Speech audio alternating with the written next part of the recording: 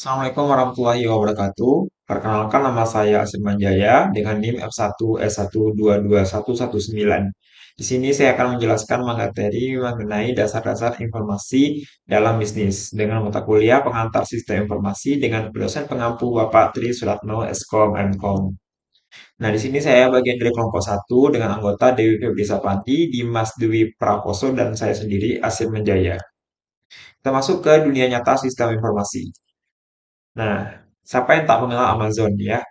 Nah, kita ambil Amazon sebagai studi kasus di mana keberhasilan dengan teknologi informasi. Seperti yang kita ketahui, Amazon adalah platform jual beli dengan berbasis website ya, di mana pengembangnya yaitu Jeff Bezos. Nah, Jeff Bezos ini memanfaatkan teknologi informasi untuk mengembangkan bisnisnya tersebut sehingga dapat maju seperti yang sekarang yang kita ketahui.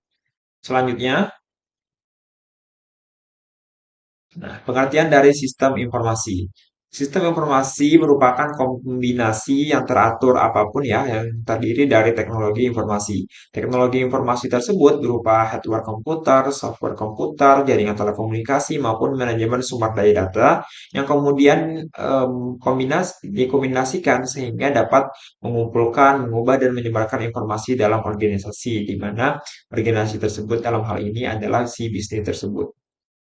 Nah, ini 5 kerangka kerja sistem informasi. Yang pertama ada konsep dasar, teknologi informasi, kemudian aplikasi bisnis, teknologi manajemen, dan pengembangan, proses pengembangan. Namun di sini kita akan fokus ke konsep dasar.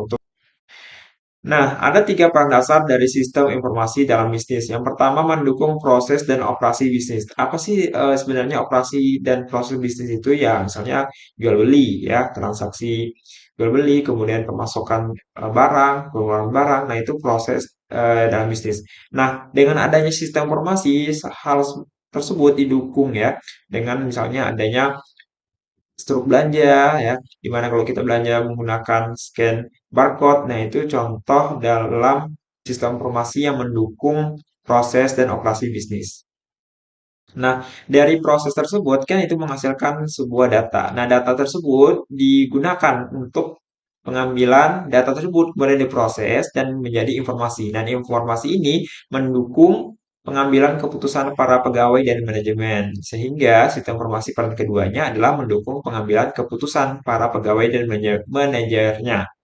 Dengan adanya sistem informasi ya, laporan dapat didapatkan dengan mudah. Mungkin itu laporan tentang keluar masuk arus barang, keluar masuk barang, kemudian jumlah yang dibeli pelanggan maupun yang lain sebagainya. Dan ini akan mendukung ya pengambilan keputusan bagaimana selanjutnya barang tersebut mungkin di stok, mungkin stoknya atau mungkin ditambah produknya dan lain sebagainya. Nah, dari pengambilan keputusan tersebut kemudian menentukan yang namanya strategi. Sehingga peran yang ketiganya adalah mendukung berbagai strategi untuk keunggulan kompetitif. Jadi dengan data yang ada, dengan laporan yang ada, kemudian si pebisnis itu menggunakan hal tersebut untuk menetapkan strategi. Sehingga dapat bersaing dengan bisnis yang serupa sehingga dapat unggul dalam bidang hal kompetitif. Kemudian ada peran e-bisnis dalam bisnis. Nah, ada 3 peran e-bisnis. Yang pertama merekayasa ulang proses bisnis internal. Jadi dengan adanya e-bisnis ini adalah bisnis yang dijalankan melalui elektronik ya dan menggunakan teknologi informasi. Nah, itu akan menyebabkan rekayasa ulang proses bisnis internal. Kemudian dalam e-bisnis ini itu mengimplementasikan sistem e-commerce dengan pelanggan dan pemasok mereka. Jadi sistem e-commerce ini maksudnya fokus pada transaksi produk seperti itu ya. Kemudian meningkatkan kerjasama perusahaan antara anggota, tim bisnis, dan kelompok kerja. Dengan adanya sistem informasi itu mempermudah komunikasi ya antara bawahan, antara manajemen maupun anggota tim dalam sebuah perusahaan. Tren dalam sistem informasi ya. Jadi sistem informasi mengalami tren dari tahun 1990 sampai 1990-an, di mana sistem informasi itu hanya sebatas untuk pemrosesan data yang disebut dengan sistem elektronik data processing atau EDP. Jadi di sini datanya hanya diproses. Seperti data yang masuk, data yang keluar, hanya seperti itu. Kemudian tahun 1960 sampai 1970-an itu ada pelaporan manajemen sistem informasi yang disebut dengan SIM, Sistem Informasi Manajemen. Di sini data-data tersebut diproses sehingga terbitlah laporan. Nah, inilah yang dimaksud dengan SIM. Selanjutnya tahun 1970 sampai 1980-an itu berkembang lagi sistem informasi sehingga ada Decision Support System atau DSS. Di sini selain ada laporan tersebut juga memberikan em, peran ya sebagai laporan interaktif sehingga mendukung proses pengambilan keputusan oleh tingkat manajerial. Tahun 1980 sampai 1990-an ada dukungan strategis dan pemakai akhir di mana ada sistem end user computing, kemudian executive information system, kemudian expert system, dan juga strategic information system. Selanjutnya, tahun 1920 sampai 2000, itu e-business dan e-commerce mulai berkembang saat ini. Seperti kita ketahui, ada Lazada, ada Shopee, ada Tokopedia, dan lain-lain sebagainya. Itu termasuk dalam e-commerce. Nah, ada jenis-jenis sistem informasi. Pertama, sistem pendukung operasi, yaitu sistem yang mendukung operasional bisnis. Yang pertama ada transaksi processing bisnis. Di mana di sini itu memproses transaksi-transaksi yang ada, misalnya jual beli dan lain sebagainya. Kemudian ada knowledge work system, yaitu di sini sistem pengawasan, di mana sistem pengendalian atau pengawasan dari bisnis yang dijalankan. Kemudian Outpiece Automation System, yaitu sistem kerjasama. Jadi di sini dengan adanya sistem informasi mendukung untuk komunikasi antar manajerial mungkin atau juga antar karyawan. Selanjutnya, sistem pendukung manajemen, yaitu sistem informasi yang mendukung untuk pengambilan keputusan tingkat manajerial. Yang pertama ada manajemen information system atau SIM tadi, di mana di sini diterbitkan laporan ya. Kemudian di sistem support system, di sini laporan tersebut memberikan support berupa laporan interaktif sehingga manajerial dapat mengambil keputusan tertentu. Kemudian ada executive support system, ya gabungan dari manajemen dan decision support system sehingga keputusan diambil lebih tepat. Namun ada kategori lainnya yaitu sistem pakar, kemudian sistem pakar ini mendapat muka pakar pajak ya dan juga sebagainya. Kemudian sistem manajemen pengetahuan, sistem informasi strategis dan sistem bisnis fungsional.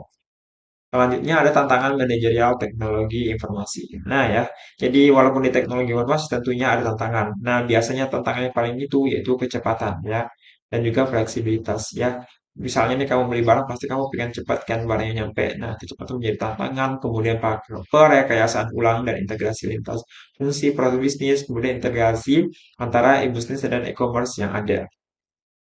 Nah, keberhasilan dan kegagalan IT. Keberhasilan TI itu dapat diukur melalui efisiensi dan efektivitas teknologi sistem informasi yang mendukung strategi bisnis. Ya, dapat dilihat dari situ keberhasilan bisnisnya. Efisiensi kah atau efektivitas kah dalam teknologi tersebut bekerja. Kemudian mengembangkan solusi sistem informasi.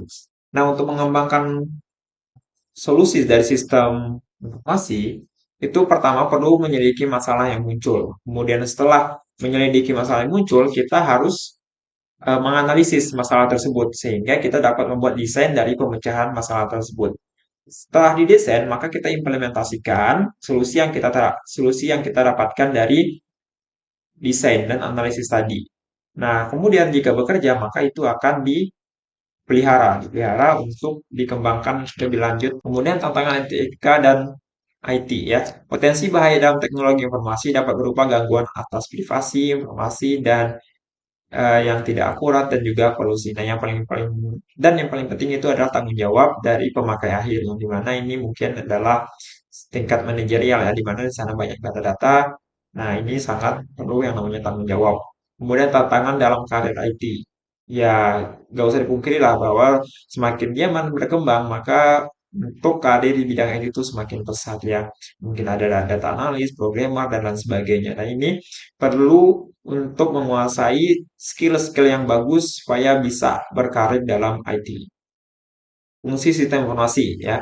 Pertama area fungsional utama dari bisnis, kemudian kontributor penting dan juga sumber utama informasi. Selanjutnya komponen sistem informasi. Nah, apa itu sistem? Jadi sistem itu adalah sekelompok komponen yang saling berhubungan seperti yang dijelaskan di awal tadi bahwa komponen sistem informasi adalah komponen yang saling bekerja sama. Nah, di sini juga dijelaskan bahwa sistem itu adalah komponen yang saling berhubungan bekerja sama untuk mencapai tujuan bersama dengan menerima input serta menghasilkan output. Jadi, ada tiga komponen atau fungsi dasar ya, yaitu ada input ya, kemudian input, proses dan output.